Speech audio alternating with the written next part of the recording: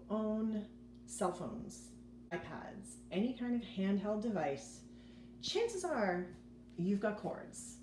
And as you can see, I have a lot of them, and they have exploded from the little tiny bag that I was keeping them in. It was not a very effective or efficient way to keep them because every time I needed a particular charging cord, I had to go rooting through a tangled mess of spaghetti, and then I had to match up the right end for whatever product I was charging. But I have a bit of a better way, I think, to organize these, so stay with me. I'm going to show you what we're going to do. Okay guys, so a very simple solution to just, for starters, getting your cords untangled is to take your cords and kind of wrap them up in a loop.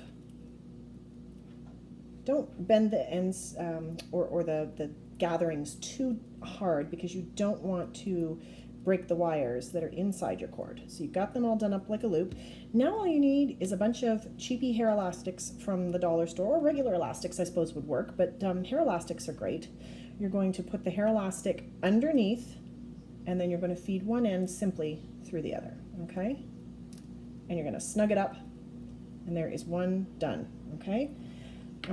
And you simply are going to repeat the process. Now, if you have, like me, a ton of cords with a ton of different ends on them, and you sometimes find yourself having to root around looking for, say, the right end on a cord, now would be a good time to slide a little label on here. So if you just wrote it on a little tab of paper, punched a hole in it with a paper punch, and fed the label through, then you've got a labeled kind of at a glance that you will know which cord is which. Okay, so again, putting the elastic, the hair elastic, under, and then feeding one end through and just giving it a little snug. Okay, and I'm going to repeat this for the rest of my cords, and then I'm going to be back and I'll show you how I'm going to organize these.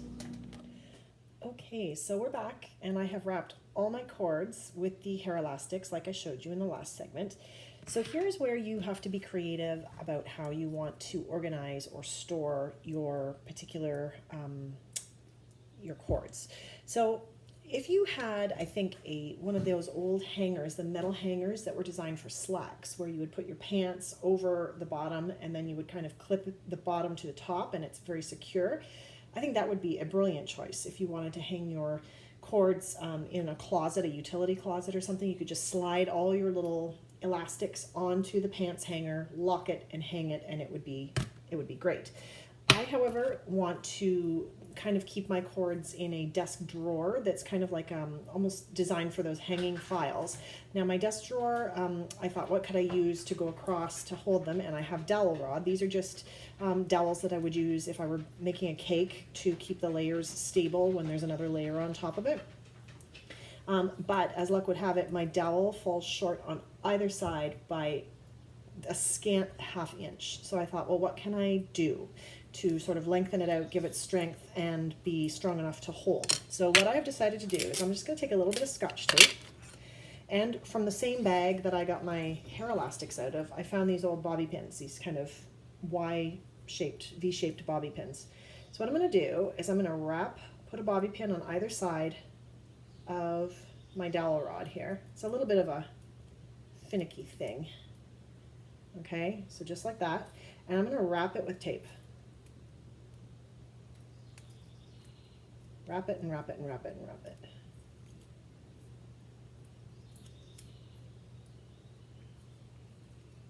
Until I have that about extra ½ inch that I need on either side.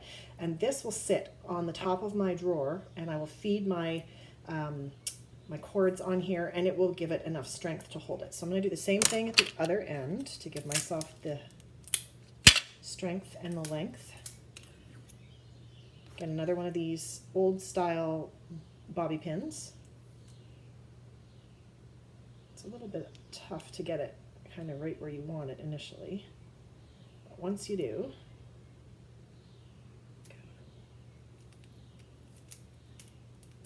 start wrapping and wrap and wrap and wrap. And I think what I'll do, just for a little extra stability, is I'm going to wrap the tape fully down to the bottom here so that it's just nice and flush, and that will give me the length that I need.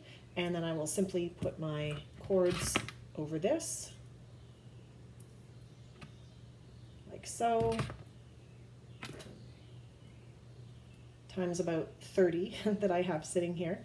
And then this will suspend in the back of my drawer. It won't get in the way of anything else. Still gives me lots of storage space in my drawer, but it'll suspend there. And then the next time I need something, I can just pull the whole dowel rod out, go, oh, there's the one I need, and pull it off. Okay, so I'm gonna get this all taped fully. I'm gonna get my cords loaded up, and then I will show you the finished product.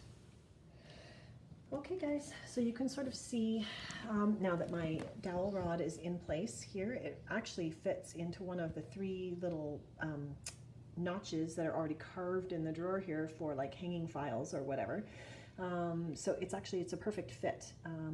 I could also take it out of those holes and just have it resting on the top of the drawer. There is enough clearance there to still be able to close my drawer, and I could push the whole thing to the back if I wanted, but I think this is great. It's a much more tucked away and convenient option than having to sift through a gigantic bag of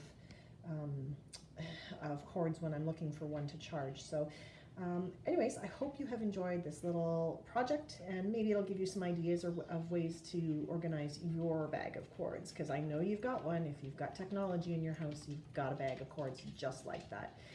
Anyways, have a good day, and we'll be back soon. Bye.